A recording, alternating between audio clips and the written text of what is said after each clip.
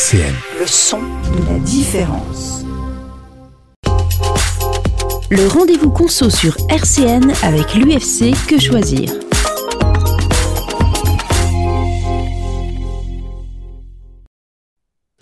Bonjour et bienvenue dans ce nouveau rendez-vous conso avec vous Odette de l'UFC Que Choisir. Bonjour Odette. Bonjour Thomas. Comment allez-vous ? Ça va bien. Bon, aujourd'hui on va parler d'un sujet qui nous concerne quasiment tous et qui est dans notre quotidien tout le temps. Tout à fait. La carte bancaire. Oui. Et on va se poser plusieurs questions et on va commencer peut-être par l'obtention de la carte bancaire. Oui, alors la carte bancaire, donc on ne peut pas m'obliger à en prendre une si je n'en veux pas, ce qui doit être très rare aujourd'hui. Oui, c'est ça, tout le voilà. monde a une carte bancaire, mais il faut effectivement que je la demande expressément, c'est-à-dire que ma banque ne peut pas dire vous ouvrez un compte d'office, je vous mets une carte bancaire. D'accord. Si je n'en veux pas, j'ai tout à fait le droit. Ok, donc Sauf c'est vraiment si un choix. Voilà, donc elle est délivrée automatiquement si évidemment c'est un renouvellement. C'est-à-dire que quand elle arrive à échéance, on en reçoit une nouvelle. On n'a pas besoin de leur demander, et c'est tant mieux quand même.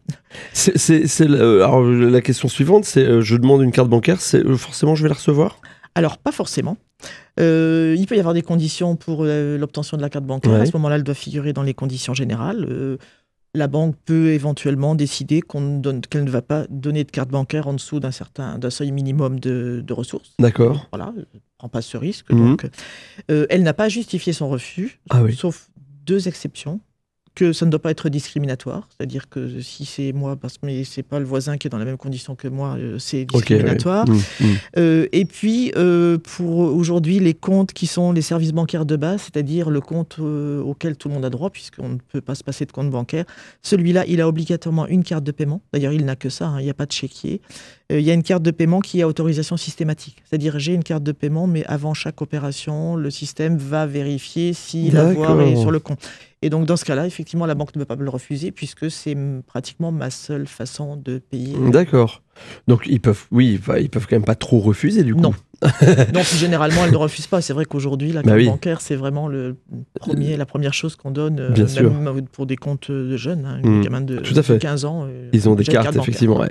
Alors, les cartes bancaires, justement, on peut en avoir plusieurs, comment ça se passe? C'est pas limité par la loi, donc on peut en avoir effectivement, si on a plusieurs comptes bancaires, on peut avoir une carte par compte bancaire. Alors, il y a une chose quand même à laquelle les établissements bancaires doivent être vigilants, mais je ne suis pas sûr qu'ils le soient toujours. Ce sont les cartes qui sont associées au crédit revolving, c'est-à-dire que vous allez faire un achat dans un magasin, on vous propose de payer en plusieurs fois. Ça va être attaché avec une carte d'un crédit revolving. Et effectivement, si j'ai des cartes de crédit revolving dans toutes les entreprises de crédit revolving qui existent, ça va être dangereux et je vais pouvoir effectivement me mettre en danger de surendettement.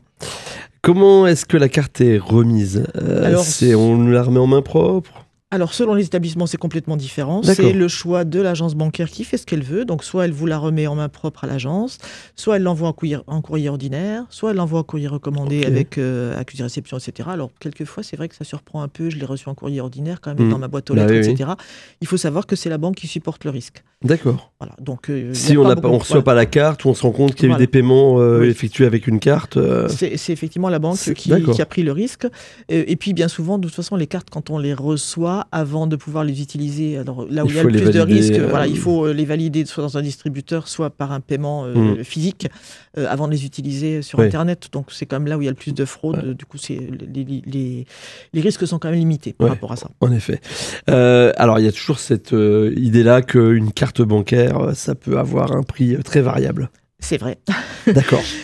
Comme ça le mérite d'être clair. La loi n'encadre pas le tarif, donc effectivement, la banque, elle met le tarif qu'elle veut. C'est vrai que ça peut coûter de pas grand-chose à quand même des tarifs qui sont très élevés pour les cartes haut de gamme. Mais alors, par contre, ça doit être prévu dans les conditions générales et dans les tarifs. C'est-à-dire qu'avant de signer pour une carte, je dois quand même savoir combien ça va me coûter. Oui, donc ça doit être affiché aussi. On doit pouvoir trouver ces prix-là. Les tarifs, de toute façon, doivent toujours être affichés. Tous les clients doivent avoir systématiquement les tarifs et les recevoir chaque fois qu'ils changent, ou au moins avoir notification qu'il faut aller les voir sur son espace client. Mais voilà, c'est quelque chose auquel on a tous accès. Il y a combien de types de cartes bancaires? Alors, il y a 4 catégories de cartes bancaires. Donc, il y a les cartes bancaires à option débit différé, c'est-à-dire que tous mes achats du mois vont être débités en même temps à la fin du mois. C'est ce qu'on appelle un débit différé. À ce moment-là, cette carte, elle va être écrite dessus crédit. D'accord. Si c'est une carte qui est liée à un crédit renouvelable, dont on parlait tout à l'heure, il va être écrit dessus carte de crédit. D'accord. Donc, c'est écrit sur la carte. Hein. Ok. Il y a les cartes avec contrôle automatique du solde du compte avant toute opération. Donc, c'est les cartes soit pour les jeunes, mineurs, soit effectivement sur le service bancaire de base. C'est une carte avec contrôle automatique. Et donc, celle-là et les mentions débit. Mais alors, toutes les cartes aujourd'hui, il n'y a pas de système de contrôle autorisation de la banque? Ah non. Ah d'accord. Non, elles n'ont pas toutes. Et elles bien la mienne, là, alors. Voilà.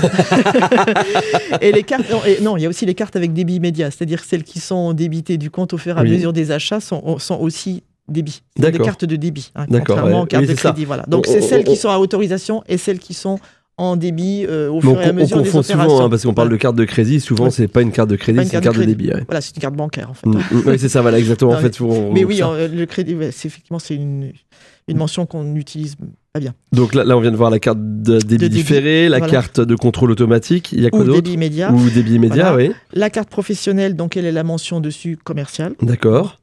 Et puis, des cartes prépayées qui peuvent exister aussi. C'est-à-dire que je vais acheter une carte à 50 €, etc. Et donc là, elle est marquée mention prépayée. D'accord. Et donc après, je peux faire des achats jusqu'à la mention.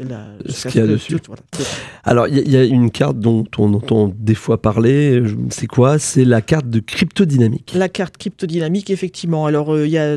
Aujourd'hui, en particulier, la Société Générale et la Caisse d'épargne qui les proposent, c'est en fait une carte qui a un code de sécurité qui se renouvelle toutes les heures. Donc là, c'est vraiment une carte très protégée. Mais bon, c'est encore assez anecdotique puisqu'il y a a priori, pour l'instant, que 2 banques qui les proposent. Oui. Et puis peut-être pas à tout le monde. Maintenant, parlons du paiement par carte bancaire.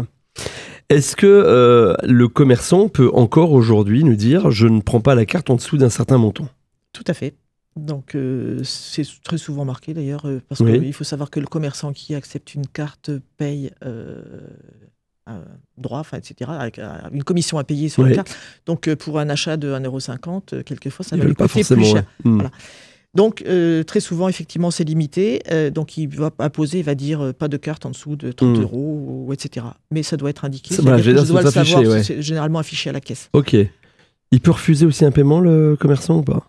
Alors, sauf si effectivement ça rentre dans quelque chose qui est indiqué. Quoi. Oui, c'est ça. Il faut vraiment dire je ne prends pas la carte bancaire. Oui, voilà. En fait, le seul paiement qu'un commerçant ne peut pas refuser, c'est en liquide. D'accord. En espèces. En espèces, voilà, en espèces. Effectivement, là, il est obligé, mais sinon, il peut refuser un chèque, il peut refuser les cartes bancaires. Alors, quand on revient maintenant sur les achats sur Internet, il y a souvent cette crainte encore de j'ai laissé ma carte. Est-ce que le vendeur peut conserver mes données bancaires? J'ai laissé une empreinte de carte finalement. Alors, en principe, non.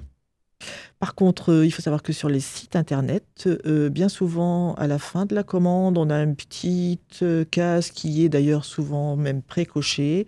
Je demande à garder en mémoire, etc. C'est pour vous faciliter soi-disant la vie, pour éviter d'avoir à les rentrer la fois suivante. En fait, on conseille toujours bien penser de décocher. Voilà, en cas de piratage ou autre, il vaut mieux effectivement décocher. Donc, il faut quand même accord express du client, c'est-à-dire que même si c'est le site internet, même si la case est précochée, je suis censé avoir lu ce que j'ai validé. Donc, je suis censé savoir. Si jamais d'accord. Un vendeur en ligne peut-il demander une photocopie de ma carte alors que je paye en carte cadeau ? Alors, c'était un cas qu'on avait eu, effectivement, c'est un site internet qui demandait, alors c'est non. Et donc, si effectivement il y a un site internet, bien que je paye en carte cadeau, donc une carte cadeau c'est complètement anonyme, etc., c'est signalé à la CNIL, la Commission nationale informatique et liberté, puisque c'est interdit, ça n'a pas lieu d'être puisque je paye autrement. Oui, c'est ça. Ouais. Peut-on annuler un paiement réalisé par carte bancaire ? Eh bien non. Ah oui. Donc voilà, à partir du moment où j'ai payé, j'ai fait mon code, où j'ai donné ma carte, etc., c'est fini. Je ne peux pas, voilà. même si c'est une opération donc, physique, c'est-à-dire face à face avec un commerçant, ou à distance, à partir du moment où j'ai validé l'opération... C'est fini, on ne peut pas revenir dessus. Non. Si je communique seulement le numéro de ma carte, l'ordre de paiement est-il valide? Alors ça, c'est le cas très souvent quand on réserve des chambres d'hôtel ou quand on va arriver, il n'y a personne à la caisse, etc. Et c'est la carte qui va permettre, eh bien oui, c'est possible. D'accord. Donc effectivement, même si j'ai donné ma carte bancaire, même si je ne viens pas, l'hôtelier peut... Il a le droit de l'utiliser. La banque peut-elle modifier les délais de paiement différés? Oui, alors on a un contrat, c'est-à-dire que quand j'ai un paiement différé, je sais que tous mes achats du mois vont être prélevés le dernier jour du mois, par exemple, et la banque décide que ce ne sera plus le dernier jour, mais ce sera le 25 du mois. Elle peut tout à fait le faire. Par contre, elle doit informer ses clients. Au moins 2 mois à l'avance. Oui, d'accord, c'est important effectivement de le savoir. Maintenant, parlons du cas où avec ma carte bancaire, je vais retirer ou mettre de l'argent sur mon compte au distributeur. Que faire si ma carte est avalée? Ça, c'est un truc que tout le monde craint. Voilà, effectivement, on a peur, surtout quand c'est la nuit ou quand voilà.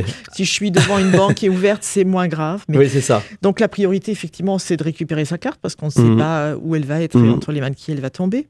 Donc si c'est en façade d'une agence bancaire, il faut entrer dans l'agence et expliquer le problème. Donc là, on va vous la restituer avec une pièce d'identité, évidemment. Sauf si, effectivement, la carte a été avalée parce qu'il y a eu une notification d'opposition ou que la carte est périmée. Donc, il y a bien une raison objective pour laquelle la carte a été avalée. Et puis, si elle est en opposition, ça veut dire que je ne peux plus l'utiliser. Oui, quoi qu'il arrive, là, on ne me la rendra pas. Oui, bien sûr. Alors, si l'agence est fermée, donc, il faut faire opposition pour éviter une utilisation frauduleuse, parce qu'on me dit, on ne sait pas entre les mains de qui elle va tomber. Donc, on a tous, quand on reçoit notre carte bancaire, une petite carte avec un numéro de téléphone à appeler en cas de problème, en cas de perte, etc. Il faut effectivement appeler ce numéro.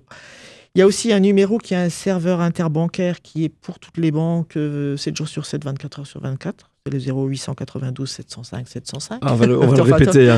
0892 705 705 si on veut faire opposition, quelle que soit la banque. Quelle que soit la banque, voilà. D'accord. Il est ouvert tout le temps, 24 heures sur 24, 7 jours sur 7.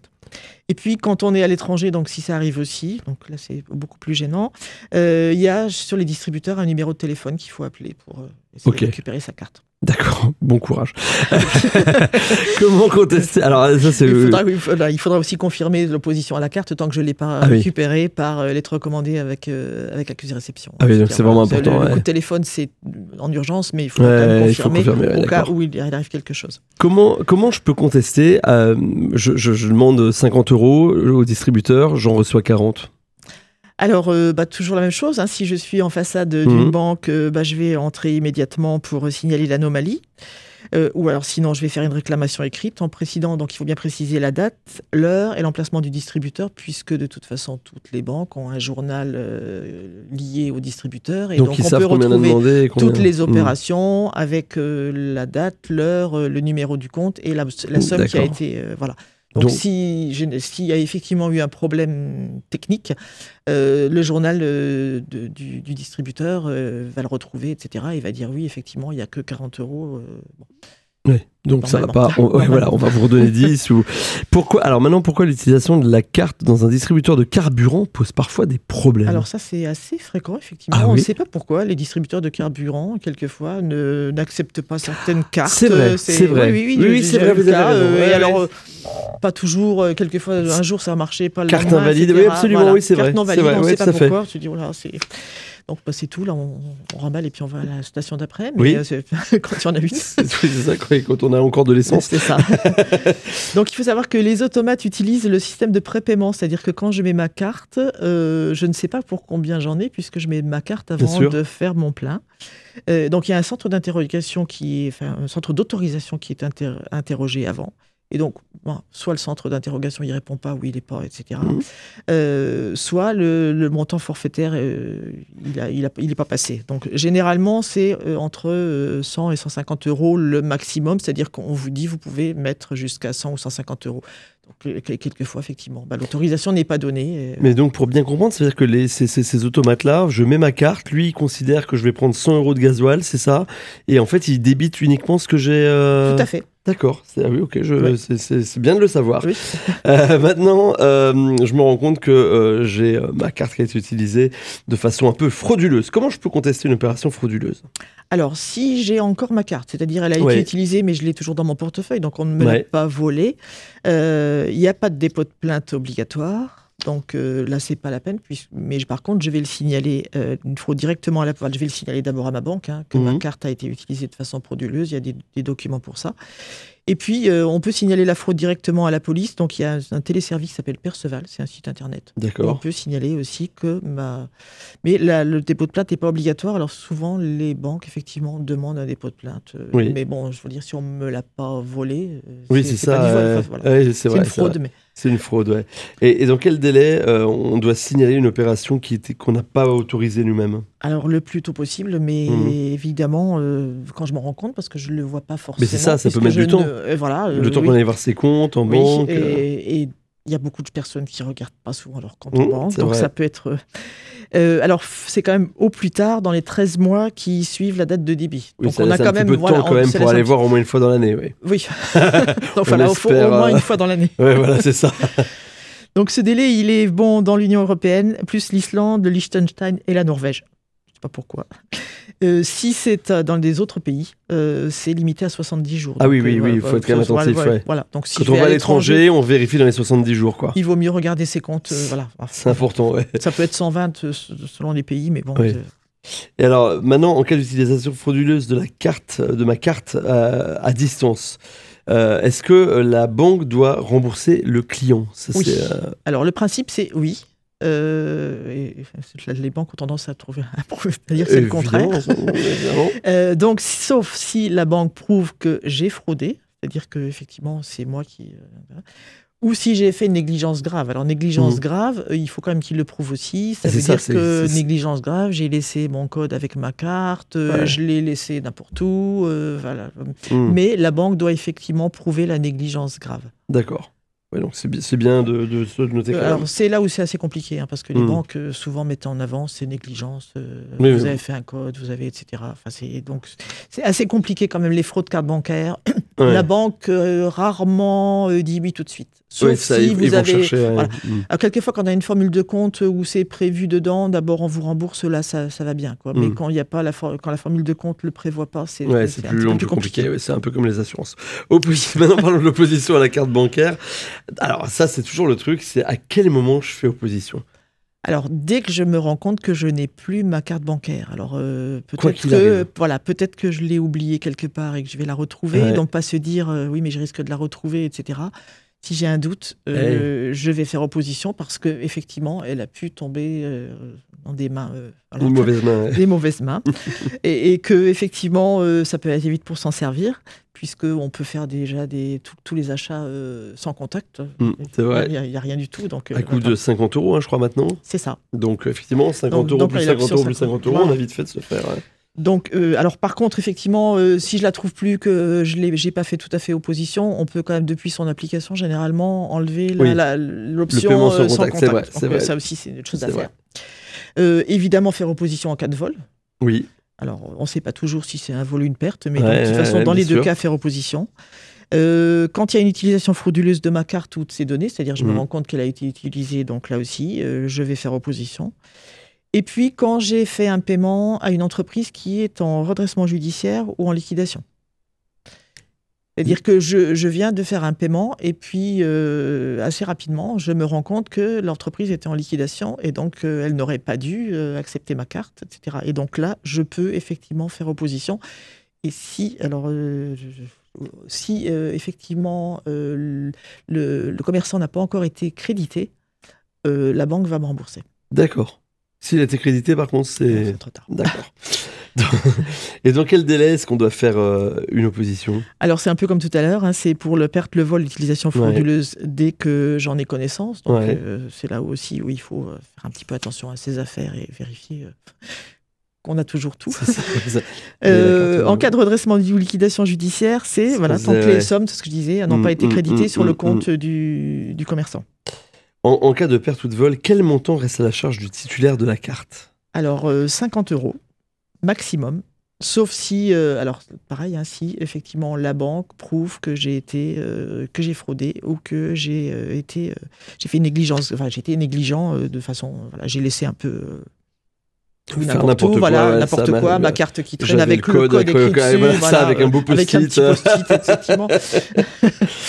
Bon, et parlons maintenant des assurances et assistances qui sont liées à la carte. Alors, parce que ça, on nous en parle tout le temps. Souvent, quand on nous vend une carte, on nous dit, on nous vend une assurance, en fait. Voilà, exactement. Alors, il faut savoir qu'effectivement, quand on prend une carte, on a des conditions générales qui font un certain nombre de pages. Écrit en tout petit. Et qu'on ne va pas systématiquement lire. Donc, il est fortement conseillé, alors, les cartes, donc Mastercard, Visa, American Express, il y a des prestations d'assistance et d'assurance qui couvrent le titulaire et la famille dans certaines situations. Alors, là où il est conseillé d'aller vraiment regarder ces conditions générales, c'est quand on part en vacances, en particulier à l'étranger. Parce que quand on part à l'étranger, on a toujours peur, si on prend l'avion ou autre, s'il y a besoin de rapatriement, quand on va dans certains pays où on ne peut pas avoir la carte verte, c'est-à-dire hors Europe, les frais médicaux, ça fait un peu peur, etc. Donc, on a toujours un peu tendance à se dire, je vais prendre une assurance complémentaire. Quand je prends l'avion, il me propose effectivement des assurances annulation. Donc, bien regarder si par hasard, avec ma carte, je n'ai pas déjà toute cette couverture. Alors, c'est assez compliqué, effectivement. Il faut savoir que pour ce qui est des assurances annulation pour les vols, il faut avoir payé l'avion, la carte, son billet d'avion avec la carte. Sinon ça marche et que la famille, effectivement, même les petits-enfants s'y voyagent avec, etc., sont couverts. Donc, vraiment, aller vérifier avant de prendre une assurance autre. Si on a un doute, il vaut quelquefois mieux prendre une assurance en plus. Vous mettrez une dizaine de jours à lire les conditions, mais au moins vous saurez. Voilà, c'est ça. Et alors, au niveau des assurances, il y a un niveau justement de prise en charge ? Ah ben oui, alors ça dépend après de la carte, effectivement. Quand on a une carte haut de gamme, entre guillemets, Visa Premier, Mastercard Gold, etc., il y a effectivement plus d'options. Donc il faut vérifier avant de souscrire une autre assurance. Donc ça c'est vraiment important. Merci beaucoup Odette. Si jamais on rencontre une difficulté, un souci au sujet de sa carte bancaire, on peut évidemment s'adresser à l'UFC Que Choisir ? Voilà, on peut s'adresser à nous, on peut aller sur notre site internet sur lequel on peut déposer des questions en ligne auxquelles on répond normalement dans les 48 heures. On peut prendre un rendez-vous ou on peut aussi nous téléphoner pour prendre des rendez-vous pour nos permanences. Merci beaucoup Odette, on se retrouve nous la semaine prochaine pour un prochain rendez-vous. Tout à fait. Belle semaine à vous. Et puis si vous n'avez pas pu entendre l'intégralité de cette chronique, vous la retrouvez sur notre site internet www.rcn-radio.org. RCN, www.rcn-radio.org